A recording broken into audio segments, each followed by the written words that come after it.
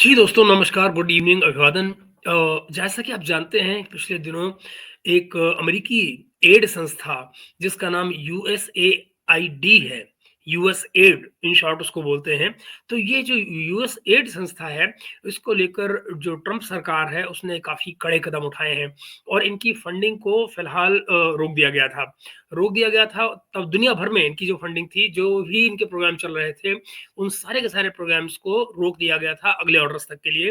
Trump सरकार का ये कहना था कि हम जांच रहे हैं इनके तमाम प्रोग्राम्स को और हम ये देखेंगे कि क्या इनके प्रोग्राम्स हमारे यानी कि अमेरिका की फॉरेन पॉलिसी से मैच भी करते हैं या नहीं, या कहीं वो जो अमेरिका की फॉरेन पॉलिसी है उससे उसकी लाइन से अलग जा रहे हैं या अमेरिका की पॉलिसी से अलग जा रहे हैं।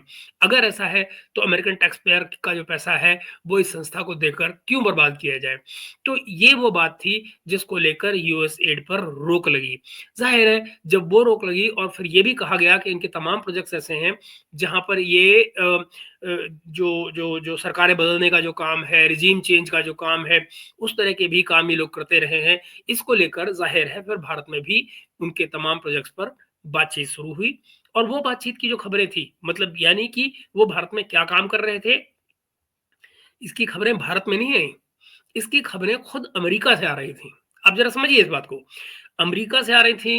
अमेरिका की सरकार ने जो एक विभाग बनाया है डीओजीई, यानी कि डिपार्टमेंट ऑफ गवर्नमेंट एफिशिएंसी, उस विभाग से खबरें आ रही थी। उस विभाग को कौन हेड कर रहे हैं? ट्विटर के मालिक एलन मस्क। तो जनाब, अब आप सोचिए कि जो खबरें अमेरिकी सरकार की तरफ से, अमेरिका की सरकार के बनाए हुए एक विभाग से आ रही हैं, उस पे अगर हमारे यहाँ चर्चा होती तो भला क्या गुनाह हुआ? एक बात। मगर जनाब, हमारे यहाँ पर कुछ पत्रकार हैं जो इस पर भी चर्चा करते हैं कि दरअसल ये सब कुछ राहुल गांधी के खिलाफ किया जा रहा है और यूएस एड पर जो चर्चा की जा रही है, वो राहुल गांधी पर आक्रमण करने की साजिश है। जरा अगर आपको यकीन ना हो, तो मैं आपको दिखाता हूँ और इस पर बात भी करता हूँ। हमें इस पर बात इसलिए भी करनी ज़रूरी है क्योंकि ये देश में अशांति फैलाने जैसा है। ये अल्टरनेटिव अल्टरनेटिव ओपिनियन की बात नहीं है। ये बात इसकी नहीं है कि आप किस तरह का ओपिनियन, एक दूसरी किस्म का ओपिनियन लेके आ रहे हैं, जो शायद मेनस्ट्रीम मीडिया में या मेनस्ट्रीम ओपिनियन से भी अलग हो। मेनस्ट्रीम पब्लिक में कहीं भी उस पे बात ना हो रही हो। लेकिन ये उस पर एक अपनी नया तुर्रा लेकर आते हैं। इनके ऊपर और बात की जा सकती है, लेकिन वो बाद में। पहले ज़रा गौर फरमाइए कि साहब कह क्या रहे हैं और फिर इनकी हम बातों पर आगे गौर करते हैं। अमेरिकी एजेंसी यूएसएड को लेकर बवाल क्यों? विदेशी फंडिंग के मामले में भारतीय जनता पार्टी किस तरह से एक्सपोज हो गई है, किस तरह से उसका पर्दाफाश हो गया है, आज का मेरा शो इस बारे में। ओए सबसे होए! अब मुझे दोस्तों ये बताओ, आप में से किसी ने सुना है कि इसमें भाजपा कहाँ से एक्सपोज़ हो रही है? फंडिंग अमेरिका की। फंडिंग की गलती की बात किससे की जा रही है? अमेरिकन संस्था की। रोक किस पे लगी है? अमेरिकी संस्था पे। किसने लगाई है? अमेरिका ने लगाई है, अमेरिकी सरकार ने लगाई है। एक्सपोज़ कौन हुआ है? भाजपा। लो कर लो बात। ऐसी भी कलाकारियाँ होती हैं। अब ज़रा देखिए ये अपनी बात को जस्टिफ़ाई कैसे करेंगे? ये भी सुनिए। बड़ी बात दोस्तों, हुँ, जिस यूएसएड अमेरिकी संस्था यूएसएड को लेकर जी। भारतीय जनता पार्टी कांग्रेस पर हमला बोल रही है, राहुल गांधी पर हमला बोल रही है, हुँ। उसी देखो ना, मतलब आप देवता पर हमला कैसे बोल सकते हैं? अगर आप देवता पर हमला बोलेंगे, तो प्रत्याक्रमण तो आएगा ना, तो वो आ रहा है। मतलब भाजपा की ये हिम्मत, राहुल गांधी पर हमला, हम चिल्लाएँगे, हम चीखेंगे, चीखो। यूएसएड की एम्बेसडर स्मृति ईरानी थी। ये देखिए, ये जो स्मृति ईरानी की बात आ रही है ना? अब सुनिए ज़रा, देखिए। उसी यूएसएड के साथ देवेंद्र फडणवीस ने सहयोग की घोषणा की थी। ओके, जब जिस समय देवेंद्र फडणवीस ने घोषणा की थी, तो देवेंद्र फडणवीस कौन थे? एक स्टेट के चीफ मिनिस्टर थे, राइट? मित्रों, क्या होता है, ये जो संस्थाएँ होती हैं, जो ये एनजीओज़ हैं, जो इस किस्म की अंतर्राष्ट्रीय, ये 2 तरह से काम करती हैं। एक, कि ये अपनी फंडिंग को सरकारी संस्था को देती हैं, सरकार के साथ काम करती हैं। सरकार का एक विभाग होता है जिसको ये फंड करती हैं और उसको फिर वो जो विभाग होता है, अपने तरीके से जो उसको प्रोजेक्ट होता है, उसको आगे लेकर चलता है। वो होता है जिसमें सरकार शामिल होती है।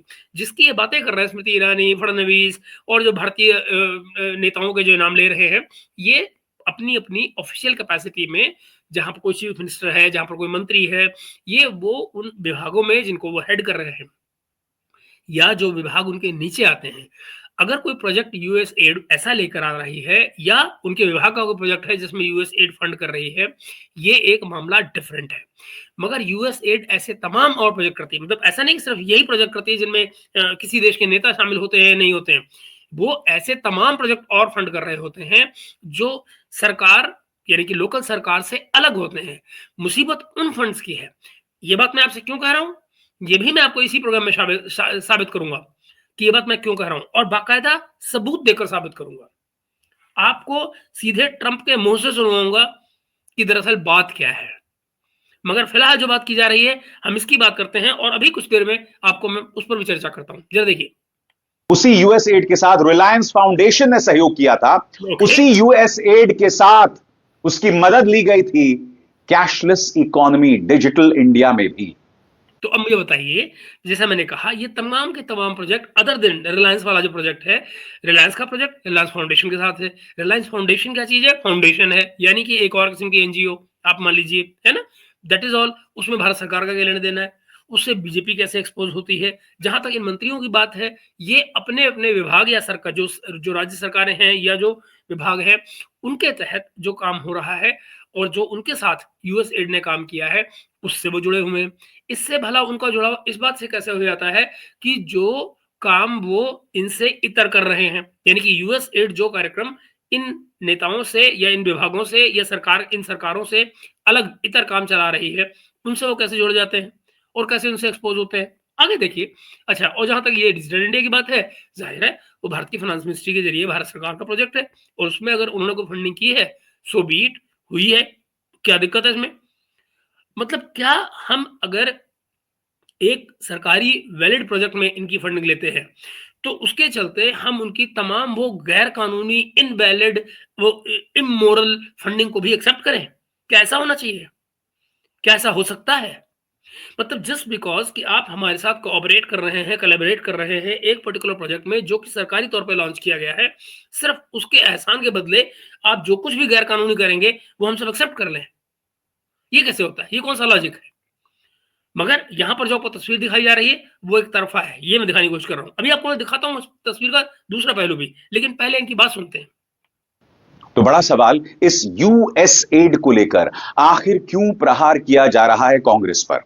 आहा, आहा, दर्द ये नहीं है कि यूएस एड इसमें शामिल है, दर्द ये है प्रहार कांग्रेस पे क्यों हो रहा है।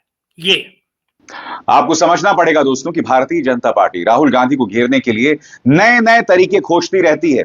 अच्छा। और इसकी फील्डिंग अभी से नहीं, यानी कि प्रधानमंत्री नरेंद्र मोदी जब अमेरिका दौरे से लौटते हैं तब यूएस एड को लेकर भाजपा जो है वो कांग्रेस और राहुल गांधी पर हमला बोलना शुरू कर देती है। अच्छा, ये बताएं कि क्या यूएस एड पर सारी बातें दरअसल मोदी जी के अमेरिका जाने से पहले नहीं शुरू हो गई थी? क्या डीओजीई उससे पहले नहीं बन गया था? क्या ट्रंप को उसका सरबराह नहीं बना ट्रंप कह रहा हूं, जो अपना एलन मस्क है उसको उसका सरबराह पहले नहीं बना दिया गया था? तो उसका सरबराह उसको क्यों बनाया गया था? इसलिए तो बनाया गया था ना, क्योंकि वो उनके खिलाफ बोल रहा था और वो ये कह रहा था कि ये लोग गलत काम करते रहे हैं। खैर, हम इनकी कहानी सुनते हैं। और मगर इसकी तैयारी जो है वो प्रधानमंत्री नरेंद्र मोदी के दौरे से शुरू हो जाती है। कहां? आपको याद है उस चाटुकार पत्रकार का सवाल जो अब देखिए, अब ये व्यक्तिगत हो रहा है। मैंने, आपने, हम सब ने वो प्रेस कॉन्फ्रेंस देखी है जिसमें तमाम सवाल हुए थे। ये सवाल की बात करें, सब्जेक्टिव हो रहे हैं किसी आदमी को या किसी पत्रकार के लिए, ये सब्जेक्टिव हो रहे हैं, उसको बेसिकली निशाना बना रहे हैं। इनको इसकी कोई जरूरत नहीं थी, ये सज्जन जो भी हैं, इनको इसकी कोई जरूरत नहीं थी। ये सीधे उस विषय की बात करें जिस पर इन्हें बात करनी है। पर ये क्या कर रहे हैं?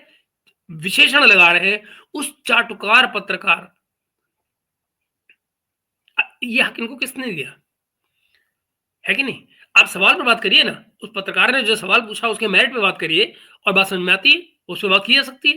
पर ये क्या बात हुई कि आप, खैर आगे देखिए, और वो बात भी अब आगे आएगी जिसका जिक्र कर रहे हैं पत्रकार का, वो भी आएगा। मैं जानता हूं पत्रकारों को, by the way. Donald Trump को बधाई दे रही थी, बिल्कुल नतमस्तक थी उनके सामने। उन्होंने यही सवाल किया था कि क्या यूएस एड ने अमेरिकी चुनावों और भारतीय चुनावों में दखल दिया था। जवाब से इनका पूरा इकोसिस्टम हिल गया था। डोनाल्ड ट्रंप ने कहा था कि हम ईवीएम हटाकर बैलेट पेपर शुरू करेंगे। और स्वाभाविक सी बात है दोस्तों, ईवीएम को लेकर कांग्रेस अक्सर भाजपा पर प्रहार करती रहती है। पहले वो पूरी बातचीत सुनिए, मैं आपको क्यों दिखा रहा हूं ये बतलाने के लिए कि ये बड़ा इंटरेस्टिंग है जो ईवीएम वाला बात कर रहे हैं ना, ये बड़ा इंटरेस्टिंग है, इस पर अपन बात करेंगे। लेकिन पहले ये जो कह रहे हैं ना वो चाटुकार पत्रकार, जरा सुनिए। यूएस एड वाले मामले को, विवाद को बड़ा करने के लिए इनकी तैयारी कब से है, इंतजार कीजिए। गोदी मीडिया ने भी इस पर क्या बवाल किया उसकी हम चर्चा करेंगे। मगर जैसे मैंने बताया दोस्तों, इसकी तैयारी प्रधानमंत्री नरेंद्र मोदी की अमेरिका यात्रा से शुरू हो गई थी। और यह सवाल एक चाटुकार पत्रकार ने पूछा था, जिसका जवाब डोनाल्ड ट्रंप ने दिया था। सुनिए क्या हुआ था जी। President Trump, first of all, congratulations for the fantastic 24 days of your presidency. Historic and unprecedented decisions that you made, transformational reforms. I'm particularly impressed by the expose on USAID. And I would like you to share with us if you think USAID had a role in election interference in the US in 2020 and Indian elections in 2024. Yeah, I think they probably tried. We're looking to go to a system now much different where one-day voting, voter ID, and we have to do that. And paper ballots. We want paper ballots. और बात यहां नहीं रुकी थी, आपको और जरा अब सुनिए, उन्होंने कहा ये अमेरिकन सिस्टम है। और उन्होंने कहा कि जी हम अपने यहाँ पर वनडे वोटिंग की बात कर रहे हैं। दोबारा सुनिए, वनडे वोटिंग की बात कर रहे हैं। उन्होंने पेपर बैलेट की भी बात की कि हम पेपर बैलेट की बात कर रहे हैं। और पेपर बैलेट, और इससे पहले एक second, to share with us if you think USAID had a role in election interference in the US in 2020 and Indian elections in 2024. Yeah, I think they probably tried. We're looking to go to a system now much different where one-day voting, voter ID. मुझसे अब मुझे बताइए, ये सारी चीजें हम भी अपने यहाँ कर रहे हैं। Voter ID, one day voting और पेपर बैलेट। वो पेपर बैलेट पे क्यों जा रहे हैं, इसका जवाब वो बेहतर दे सकते हैं। लेकिन जहां तक बात ईवीएम की है, तो देश में बल्कि दुनिया में इस समय 70 देश हैं, 70 से ज्यादा देश, जिनको भारत ट्रेनिंग दे रहा है, दे चुका है ईवीएम मशीनों पर काम करके और इलेक्ट्रॉनिक वोटिंग कराने की। एक बात। दूसरी बात ये कि जिसको ये लेकर बात कहने की कोशिश कर रहे हैं ईवीएम को लेकर, मेरे दोस्त, ये भी जरा सोचिए कि जब कांग्रेस की सरकार थी और ये दरअसल ईवीएम इतनी ही बुरी थी, तो ठीक मनमोहन सिंह के टाइम पर इसको खत्म क्यों नहीं कर दिया गया? जरा सोचिए, मनमोहन सिंह दो बार यहां प्रधानमंत्री रहे, आपने क्यों नहीं खत्म कर लिया भाई? 10 साल आप राज कर रहे थे। 2004 से लेकर आप 14 तक मैं बने हुए थे सत्ता में, आपने ईवीएम के साथ क्या किया? और जहां तक ये बात बची कि और जहां तक ये भी देखिए, आप जिस समय ये कहते हैं कि ईवीएम की वोटिंग, तो क्या आज तक राहुल गांधी ने इलेक्शन में हारने के बाद भी, क्या अभी भी जो जनरल इलेक्शन हारे, ईवीएम पे बात की? चुनाव के दौरान खूब बात करेंगे, चुनाव खत्म होते ही सारी बात भूल जाएंगे। हालांकि हर चुनाव हार रहे होते हैं, लेकिन उसके बावजूद कभी उस पर दोबारा बात नहीं करते हैं, सिर्फ इलेक्शन के दौरान। मैं एक और जाती आपको तजुर्बा बता दूं। मेरी कुछ एक ऐसे अफसर को मैं जानता हूं जो भारत सरकार के साथ में ये तमाम जनरल इलेक्शन में, स्टेट इलेक्शंस में कम से कम पिछले 4-5 इलेक्शंस वो करवा चुके हैं। मतलब शामिल होते हैं, इलेक्शन की प्रक्रिया में शामिल होते हैं, डिफरेंट जगह पर जहां उनकी ड्यूटी लगाई जाती है वहां जाकर इलेक्शन करवाते हैं। भारत के तमाम इलाकों में वो जाकर इलेक्शन करवाते हैं जहां भी भारत सरकार उनकी ड्यूटी लगाती है। और मेरी उनसे एक बार इस बारे में बड़ी विस्तृत बातचीत हुई थी। उन्होंने मुझे ये कहा था कि महेश, इतनी स्ट्रिक्ट चेकिंग है इस पर कि कोई सर के बल खड़ा हो जाए, कुछ भी कर ले भाई, किसी भी किस्म का फ्रॉड उसमें संभव नहीं है। ओके, अभी तक कोई ऐसा सबूत भी सामने नहीं है जिसको लेकर बात की जाए कोई इस पे आगे, लेकिन फिर भी बात क्यों की जाती है और कोई चाटुकार पत्रकार इसकी बात क्यों कर रहे हैं? ये एक अलग मुद्दा है, मुझे नहीं पता क्यों उठाते हैं सवाल को। एक ऐसे घोड़े पर चाबुक मार रहे हैं जो दरअसल मर चुका है, जिस पर कोई बात ही नहीं है। और आप ये देखिए, यहां नहीं, अमेरिका जिसका जिक्र किया जा रहा है, और अमेरिका जहां पर बैलेट बॉक्स की, पेपर बैलेट की बात की जा रही है, उनके मुताबिक जिसकी प्रशंसा करने की कोशिश कर रहे हैं, आप ये समझिए कि वहां भी इस बात को लेकर चर्चा रहती है कि भाई ये भारत में कैसा इलेक्शन होता है कि कोई विरोध की आवाज ही नहीं उठती है, सब कुछ एक दिन में इतना स्मूथली इलेक्शन हो जाता है। आपको याद है जब जो ट्रंप इलेक्शन हारे थे पिछली बार, जब 2020 का इलेक्शन हारे थे, कितने दिन काउंटिंग हुई थी आपको याद है अमेरिका में? सिर्फ 1 महीने तक। जी, 1 महीने तक। और मामला सुप्रीम कोर्ट तक गया था अमेरिका की, तब जाके फैसला हुआ था कि कौन राष्ट्रपति बनेगा। कम से कम हम अपने देश में इन चीजों को तो स्मूथ कर चुके हैं ना। क्या आप जानते हैं कि ईवीएम को फॉर्मली नेशन वाइड लागू होने से पहले लोअर लेवल से उनका एक्सपेरिमेंट शुरू हुआ था? जानते हैं कितने दिन चला था? कम से कम 8 से 10 साल तक चलता रहा था इलेक्शन में। वो उसकी प्रोसेसिंग चलती रही थी, ट्राई करते रहे थे, उस पर इंप्रूवमेंट्स करते रहे थे, तब जाकर वो नेशनल इलेक्शन पे आई थी बात। और यहाँ कुछ भी बात हो रही है। खैर, मैं उस सब्जेक्ट से परे नहीं होना चाहता हूँ। और ये जो पत्रकार है, जिनको चाटुकार पत्रकार कहा जा रहा है, ये और कोई नहीं, पहले टाइम्स ऑफ इंडिया में पत्रकार रह चुकी हैं। इनका नाम आरती टिक्कू सिंह है। भाई, अगर आक्रमण ही करना है, मर्द की औलाद हो तो खुल के बात करो ना, खुल के बात करो। तुमको किसी पे आक्रमण करना है तो मुंह अपना खोलो और उसमें से वो शब्द निकालो जिनको तुम चाटुकार पत्रकार कह के छिपाने की कोशिश कर रहे हो। उस पत्रकार का नाम आरती टिक्कू सिंह है। भारत की तरफ से वो पहले यूनाइटेड नेशन में जाकर भी कश्मीर के मुद्दे पर बोल चुकी हैं। मैं उनकी व्यक्तिगत क्वालिटीज पे या उन पर कोई बात नहीं कर रहा हूं, मैं जानता जरूर हूं उनको, मैं उनसे कोई बात नहीं कर रहा हूं क्योंकि ये आज का विषय नहीं है। पर सवाल ये है, मैंने एक्चुअली अभी कोशिश की थी, उनका फोन अभी स्विच ऑफ था, वरना मैं आपको उनका वर्जन भी ले लेता है इस बारे में कि उनका क्या कहना है इस महान पत्रकार के बारे में जिसको आजकल दुनिया में कहीं नौकरी नहीं मिली है और आजकल यूट्यूब पे बैठ के नोट बना रहे हैं। पर सवाल ये है दोस्तों कि कोई मुझे ये तो समझाए कि किसी भी शख्स पर व्यक्तिगत होने की बजाय क्या उसके विषय पर बात ना करनी चाहिए? इसमें चाटुकारिता कहां से आ गई? पर ठीक है, ये एक अलग मुद्दा है और हमारा आज का विषय भी नहीं है। मैं तो सिर्फ एक वीडियो की बात कर रहा हूँ जो यहाँ पर विषय चर्चा में है। तो आगे चलते हैं। And we have to do that. And paper ballots. We want paper ballots. और बात यहां नहीं रुकी थी। आपको याद है एक और पत्रकार ने डोनाल्ड ट्रंप से यह भी सवाल पूछा था कि क्या बांग्लादेश के अंदर जो तख्ता पलट हुआ है इसमें डीप स्टेट है? मोहम्मद यूनुस ने सोरोस से मुलाकात की, तब भी डोनाल्ड ट्रंप ने कह दिया था यह सब बकवास है। यूएस एड को लेकर अब प्रहार किया जा रहा है कांग्रेस। अच्छा जो सुन, आई विश कि आप में से किसी ने सुना हो कि वो जो प्रेस कॉन्फ्रेंस थी और कोई मुझे यहां सुना दे, एक अनुवाद सुना दे इस बात का जहां पर अंग्रेजी में या किसी और भाषा में ट्रंप ने बकवास कहा हो। इसको कोई सुना दे मुझे। ये भावार्थ देने चीजों को अपने मुताबिक जो उन्हें अच्छा लगता है, जो उनको अपनी बात को बढ़ाने के लिए बेहतर लगता है। आगे दिखाते हैं। पर इसलिए मैंने कहा दोस्तों, तैयारी अभी की नहीं है। ये मत सोचिए कि भाजपा पिछले 2 दिनों में यह हमला तेज कर रही है। ये जो तैयारी है, ये प्रधानमंत्री नरेंद्र मोदी के अमेरिका दौरे से हो रही है जो पूरी तरह से नाकाम हो गई है। वो कैसे?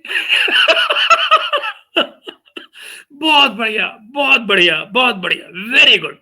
मतलब अमेरिका का जो दौरा है मोदी का, भारत के प्रधानमंत्री का, वो मतलब मुझे कोई समझा दो भाई, ये जो अंग्रेजी बोल रहे हैं मुझे हैरानी हो रही है। ये कहाँ के पत्रकार हैं? मतलब ये भारत के पत्रकार हैं, पाकिस्तान के पत्रकार हैं, चीन के पत्रकार हैं, कहाँ के पत्रकार हैं?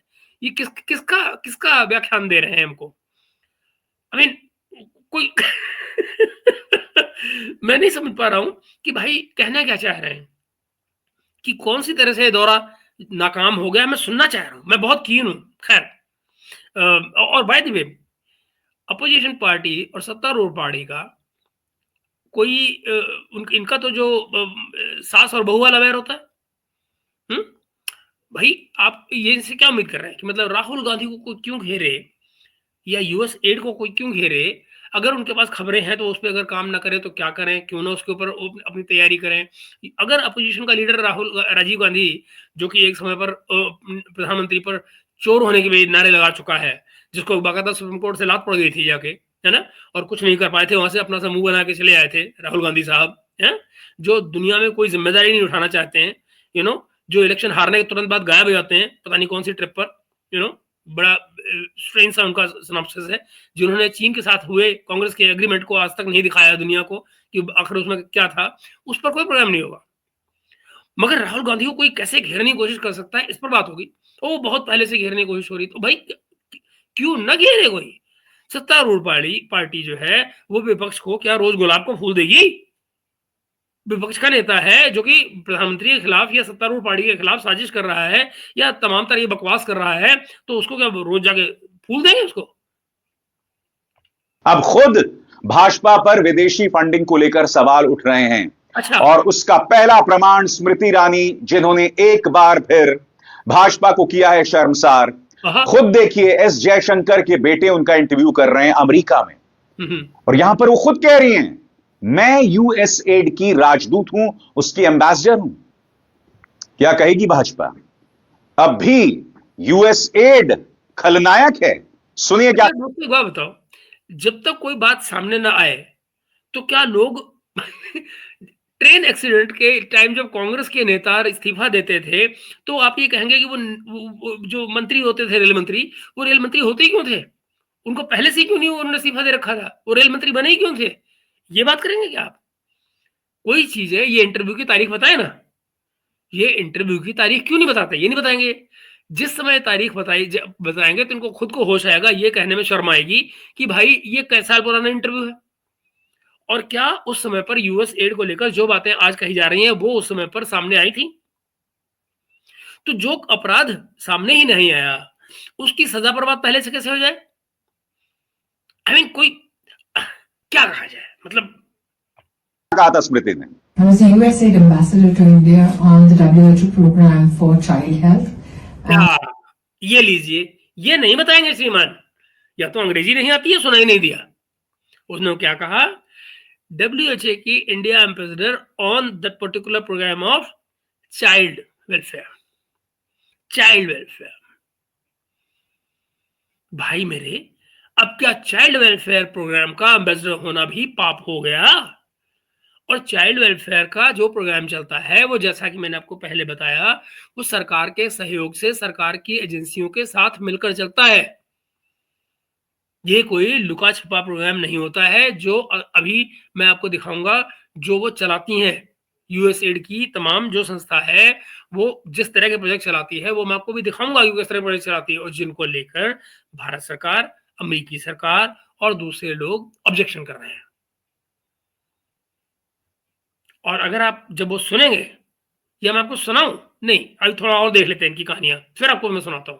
आप जरा देखिएगा कैसे कैसे प्रोग्राम चले हैं, कैसे कैसे आप हैरान होंगे कि जिन लोगों के लिए प्रोग्राम चल रहा है, दरअसल वो एग्जिस्ट कहां करते हैं, वो दुनिया में ये लोग होते कहां हैं, वो भी आप हैरान होंगे। ऐसा ऐसा डेटा दिया है किसने? अमेरिका के राष्ट्रपति डोनाल्ड ट्रंप ने अभी 2 दिन पहले। अभी बताता हूं, देखिए जरा इनको। Particularly close to 22 years ago, there were close to 500,000 deaths of children under the age of 5. And that program gave me a very expansive engagement with the healthcare segment. सबसे बड़ी बात, जो भारतीय जनता पार्टी यूएसएड को anti India बता रही है, आखिर भारत के विदेश मंत्री यूएसएड के अधिकारी के साथ मिलके इतना खुश क्यों हैं? आपके सामने यह है देश के विदेश मंत्री एस जयशंकर का बयान। Please to meet you. जरा सोचिए, आप देख रहे हैं ये जो ट्वीट है जयशंकर जी की, इसमें बड़ी आसानी से, बहुत आराम से नीचे की तारीख आपको नहीं दिखाई जा रही है कि इन्होंने ट्वीट कब किया है। आप देख रहे हैं, अगर ये आधा मिलीमीटर नीचे हो जाते तो आपको ट्विटर की इसकी तारीख मैं एक्चुअली देखने की कोशिश कर रहा था, और मैं देख रहा हूं कितनी सावधानी से इसको काटा गया है कि ये आपको दिखाया इस तरह जा रहा है जिसमें उनकी तारीख आपको नजर ना है। इनसे पूछो, जब से यूएसएड की बात सामने आई है तब से दिखाओ ना कि क्या कोई नेता उसके साथ गया है नहीं गया है, तो बात समझ में आए। जब तक कोई बात सामने ना आए, अगर कोई आदमी को की ये जानकारी ही बाहर नहीं कि कोई चोरी का काम कर रहा है, तो आप उसको चोर कैसे कह देंगे? कमाल है। यूएस एडमिनिस्ट्रेटर समांथा जे पावर टुडे, और तारीख देखिए 26 जुलाई 2022। यहां पर 2022, शर्म कीजिए, आप खड़े हैं 3 साल बाद 2025 में, 2022 में यूएस एड को लेकर ये सवाल नहीं उठे थे। अमेरिका अभी राष्ट्रपति जो प्रधानमंत्री जिस यात्रा का आप जिक्र कर रहे हैं कि जो फेल हो गई है मोदी की यात्रा, वो अभी भी हुई है पिछले हफ्ते।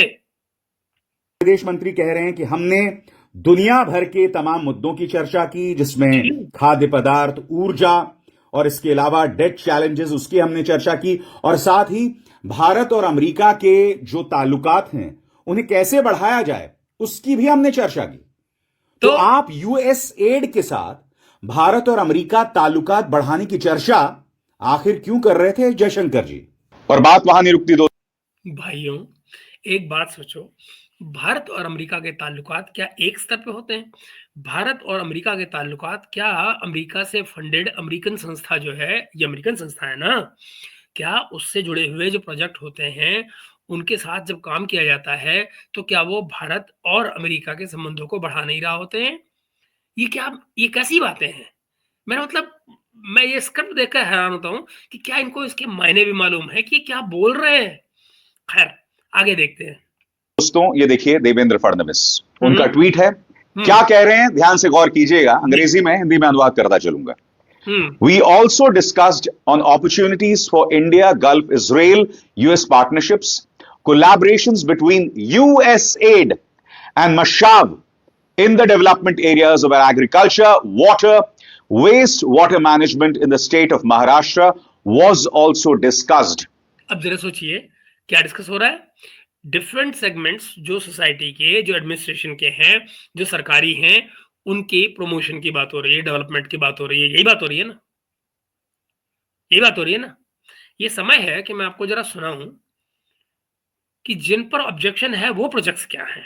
ये जो कहानियां आपको सुना रहे हैं ना, आपको हैरानी होगी उन प्रोजेक्ट्स को सुनकर जो जिनको लेकर दुनिया ऑब्जेक्ट कर रही है, अमेरिका ऑब्जेक्ट कर रहा है, अमेरिकन सरकार ऑब्जेक्ट कर रही है, भारत सरकार ऑब्जेक्ट कर रही है। जरा सुनिए। Turnout in India. 21 million US$ for the voter turnout in India. आप जरा कल्पना कीजिए, $21 मिलियन भारत में वोटरों को वोटिंग बूथ तक लाने के लिए। क्या बात है। मुझे कोई समझाएगा कि इसमें कौन सा अमेरिकन हित होता है। यूएस एड इस प्रोजेक्ट को लॉन्च करते हुए कौन सा हित कर रही थी? आपको मैंने एक और प्रोजेक्ट के बारे में बताया था यहाँ पर, वो भी एक स्पेशल किस्म की एक हमारे यहाँ का बिजनेस ग्रुप है जिसने फाउंडेशन बना रखी है, और तो उसके साथ में मिलकर वो क्या कर रहे थे, माइग्रेंट वर्कर्स, कोई नहीं जानता माइग्रेंट वर्कर्स कहाँ से आ रहे थे, बांग्लादेश से आ रहे थे, कहाँ से आ रहे थे कोई नहीं जानता, क्योंकि वो उस प्रोजेक्ट में लिखा हुआ नहीं था।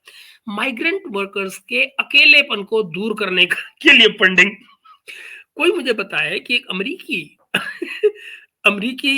सॉरी मुझे हंसी आती बार बार, अमेरिकी संस्था $US में फंडिंग लेकर आ रही है माइग्रेंट वर्कर्स जो कि भारत में आकर काम कर रहे हैं, उनके अकेलेपन को दूर। अब आप जरा कल्पना कीजिए, भला कैसे वो उनका अकेलापन कैसे दूर होता होगा? ऐसा क्या करते होंगे कि जिनसे जो माइग्रेंट वर्कर्स हैं उनका अकेलापन दूर हो रहा है? अरे गोली मारी है। ये तो मैंने आपको बड़ा स्पेशल किस्म का प्रोजेक्ट बता दिया।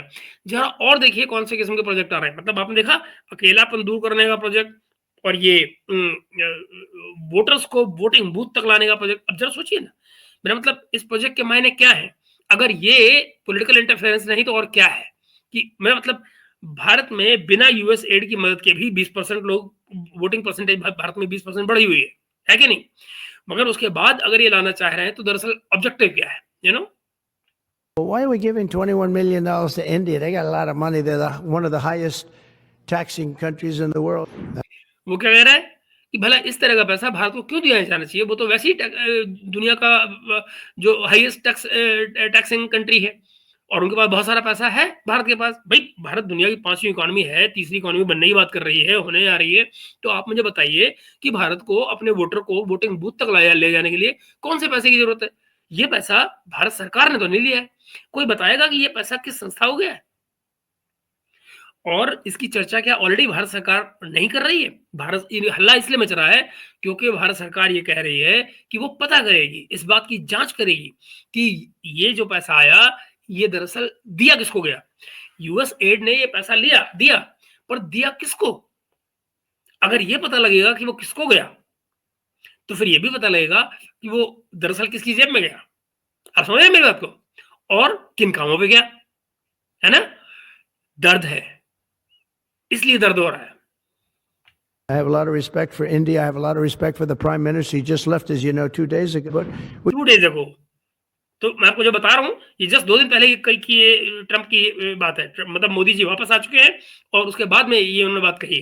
तो ऐसा नहीं है कि मैं कोई नई बात कह रहा हूँ, और ये अमेरिका में कहा जा रहा है, भारत में नहीं। मैं नहीं बना के कह रहा हूँ कुछ, और भारत सरकार भी नहीं कह रही है। तो जो लोग कह रहे हैं वो सोचे तो सही कि दरअसल किन प्रोजेक्ट्स की बात हो रही है जिन पर यूएस एड पर सवाल किया जा रहा है। given $21 million for voter turnout.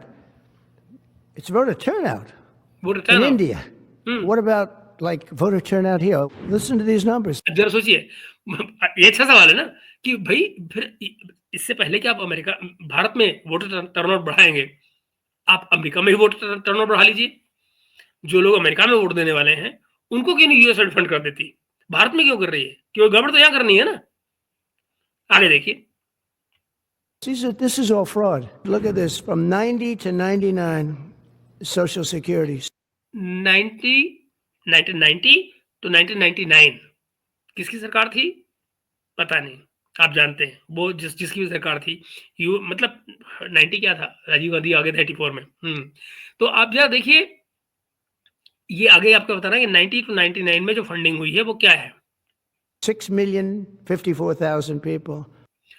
6,044,000 people India में। जरा कल्पना कीजिए क्या क्या संख्याएं दी जा रही हैं। 6 मिलियन यानी कि 60 लाख, है ना? Well, that's okay. Maybe that's possible. You know, 90 to 99, maybe it's possible. Lot of It's a people. lot of people, though, with that. But people that live to 100 to 109, 4,734,000. सुन रहे? ये जरा दोबारा सुनिए, जरा एज देखिए क्या बता रहा है वो लोगों की। देखिए, 4,734,000. Wow, that's a lot. That means over 100 years old. They're 4 million people. I don't know. सुना आपने? 100 years old, 4 million people. कोई मुझे बताएगा भारत में 40 लाख लोग 100 साल से ज्यादा उम्र के, भारत में 100 साल से ज्यादा उम्र के 40 लाख लोग मौजूद। हो सकता है, मैं यहां तक मानता हूं, मगर आगे देखिए। I don't know too many. I know people that are doing great in their 90s, but not too many people over 100. But वो over कह रहा है कि भाई 90 साल, 92 साल, 95 साल समझ में आता है, पर कि भाई लोग थोड़ा एक्टिव होते हैं। पर 100 साल के बाद में भी कोई जो है वो ऐसे लोग हैं जिनको यूएसएड की जरूरत पड़ रही है, वो क्या कर रहे हैं? 120, from 120 years old, people 120 साल से भी ज्यादा कि अब उम्र के लोगों की बात आ गई। लो, that are 120 years old up to 129, 3 million 120 साल से 129 साल तक की उम्र के लोग। 472,000 people. Wow. 475,000 people. 475,000 people. 4,75,000। मतलब भारत में जो जीवन का औसत है, जरा आप लगाइए कितना है। और ये बात क्या हो रही है? ये कौन सी दुनिया में पैसे गए होंगे, जरा कल्पना कीजिए। और हमको सिखाया क्या जा रहा है? ओहो, कांग्रेस को घेरा जा रहा है, राजीव गांधी को घेरा जा रहा है, राहुल गांधी को घेरा जा रहा है। इन पैसों की बात हो रही है दोस्तों। जो ये ट्रंप बता रहे हैं आपको, ये अमेरिकी राष्ट्रपति बता रहा है आपको। मैं किसी चाटुकार पत्रकार की भाषा आपको नहीं सुना रहा हूं, न उसके किसी चाटुकार पत्रकार की भाषा से आपको जवाब दिला रहा हूं। आप जरा सोचिए, ये अमेरिका का राष्ट्रपति आपको बता रहा है कि ये यूएस एड के पैसे दरअसल किन लोगों के लिए जा रहे थे। वो कह रहा है भाई ये लोग होते कहां हैं, कोई ये तो बता दो। You know, that can't possibly be because the record is like, I think it's one person, a woman lived to 127, but they have 3,000. एक कोई औरत सुनी थी 127 साल की, ये इतने लोग कहां से आ गए? 472. Okay, but now we're going really in.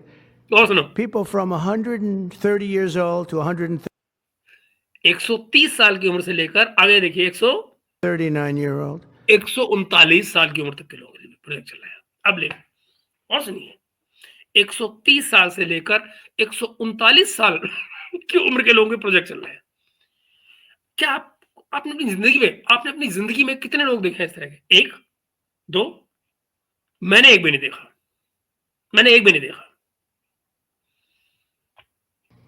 3,936,000. 3,039,000, 3,30,00,000, 39,000, 39,000, 30,39,000 लोग हैं जो 130 साल से 139 साल की उम्र में यूएस एड से सपोर्ट ले रहे हैं। ढूंढते रह जाओगे भाई अगर एक मिल जाए तो आप समझ रहे हैं हम क्या बात कर रहे हैं। मैं दरअसल इस वीलॉग को बहुत लंबा नहीं करना चाह रहा हूं, क्योंकि अगर पूरे का पूरा मैं दिखाने बैठा तो ये बहुत लंबा हो जाएगा। मैं दरअसल इस वीडियो को, क्योंकि ये ऑलरेडी हम 35 मिनट क्रॉस कर रहे हैं, मैं आपको दिखाना ये चाह रहा हूं कि जो प्रचार किया जा रहा है वो क्या है, लेकिन जो जो वास्तविकता है, जो सच्चाई है, वो ये है। यूएस एड पर जो सवाल हो रहे हैं वो इस किस्म के प्रोजेक्ट्स के हो रहे हैं, लेकिन जो आपको कहानी सुनाई जा रही है वो राहुल गांधी ये वो इसलिए क्योंकि जिन सालों की वो बात कर रहा है वो साल कांग्रेस के साल है। और बाद में जो बातें आएंगी, अब जो निकलकर सामने आएंगी, इसकी दोनों तरफ, अमेरिका में भी और भारत में भी, जांच शुरू हो रही है। जो हड़कंप मच रहा है वो इसलिए मच रहा है क्योंकि आने वाले दिन मुश्किल नजर आ रहे हैं। तो ये जो चीखो चिल्लाहट आपको नजर आ रही है, ये दिन पर दिन आपको बढ़ती नजर आएगी। यही मुझे आपको आज के इस वीडियो से कहना था। आपसे कहूंगा कि आप भी इस तरह के चाटुकारों का जरा ख्याल कीजिए। चाटुकार एक तरफ नहीं होते, चाटुकार दोनों तरफ होते हैं, हर तरफ होते हैं, किसी भी तरफ हो सकते हैं। चाटुकारों से बचकर रहें, चाहे वो इधर के हों या उधर के, क्योंकि चाटुकार सिर्फ हानि लेकर आते हैं, चाटुकार सिर्फ बर्बादी लेकर आते हैं। चाटुकार कभी भी पब्लिक के लिए, देश के लिए भला नहीं कर सकते। तो मित्रों, मैं आपसे ये कहूंगा कि आप भी जरा सोचें, समझें और मुझे भी बताएं इस वीडियो पर अपने कमेंट्स के साथ में कि आपका क्या ख्याल है। मैंने आपको ट्रंप की भी पूरी स्पीच नहीं दिखाई, क्योंकि ये डेटा बहुत लंबा है, ये करीब 8 मिनट तक ये डेटा बताता है। आप में से अगर किसी को चाहिए हो, आप मुझे मेल कर दीजिएगा, मैं आपको इसका बल्कि मैं आपको वो दे देता हूँ, क्या कहते हैं अपना तमाम जो हमारी डिटेल है मैं आपको यहाँ दे देता हूँ। ये रहा, आपको डिटेल मिल जाएगी यहाँ से, तो आप मुझे यहाँ पे ईमेल कर सकते हैं। मैं आपको बाकायदा ये ट्रंप का दिया हुआ तमाम डेटा ईमेल के जरिए या व्हाट्सएप के जरिए, जो भी नंबर आप मुझे भेजेंगे, मैं आपको फॉरवर्ड कर दूंगा। मैं कहने की कोशिश सिर्फ ये कर रहा हूँ कि ये चीज़ें बहुत सीधी सिंपल नहीं हैं। इसमें जो चाटुकार हैं वो दरअसल चाटुकारिता की कोई सीमा नहीं जानते, वो बस चाटुकार होते हैं, वो जम के चाटुकारिता करते हैं। मैं आपको इनकरेज करूंगा कि आप मेरी किसी बात पे यकीन न करें, सिर्फ तथ्यात्मक खबरों पर जाएं और अपने आप से क्रॉस क्वेश्चन करें कि क्या जो आप सुन रहे हैं वो सत्य की जमीन पर कहीं खरा उतरता है क्या, कोई उसका रैशनल बनता है क्या, और अगर नहीं तो इस तरह की चीजों को रिजेक्ट करें। आपका बहुत बहुत शुक्रिया आज की इस व्यूअरशिप के लिए, और आपसे उम्मीद करूंगा कि आप टिप्पणियों के जरिए मुझे अपने विचार भी बताएंगे, और आप इसे जिसको भी मैंने कहा कि आपको ये डेटा देखना हो ट्रंप का, मैं आपको बड़ा ही आसानी से तुरंत फॉरवर्ड कर दूंगा अगर आप मुझे बताएंगे तो। अभी के लिए इतना ही, मिलते हैं बहुत जल्दी। शुक्रिया आपका बहुत बहुत।